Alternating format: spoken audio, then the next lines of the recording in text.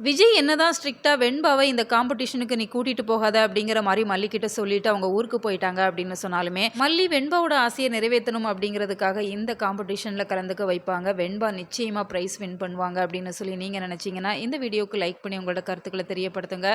விஜய் சொல்றது ஒரு பக்கம் நியாயமா இருக்குது அப்படின்னு சொன்னாலுமே, எல்லா இடங்கள்லயுமே ஒரு சில பிரச்சனைகள், தடங்கல்கள் வரத்தான் செய்யும். அதையெல்லாம் தாண்டி நம்ம எப்படி வின் பண்றோம் அப்படிங்கிறத காமிக்கணும் அப்படிங்கிற ஒரு நோக்கத்தோட, மல்லி நிச்சயமா வெண்பாவ அந்த காம்படிஷன்ல கலந்துக்க வைக்க தான் போறாங்க.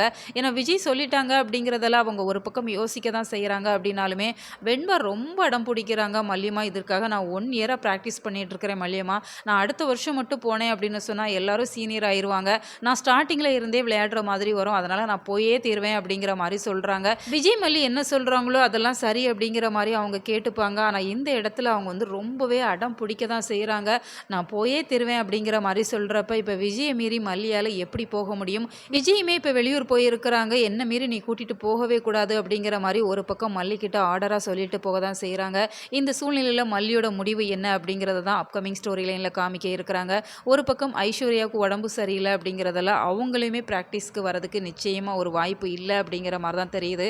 அதனால வெண்பா குட்டி நிச்சயமா இந்த பிராக்டிஸ்ல கலந்துப்பாங்க. மல்லியுமே வெண்பாவோட ஆசைய நிறைவேத்தணும் அப்படிங்கிறதால காலையில ஸ்கூலுக்கு கூட்டிட்டு போவாங்க அப்படிங்கிற மாரி தான் தெரியுது.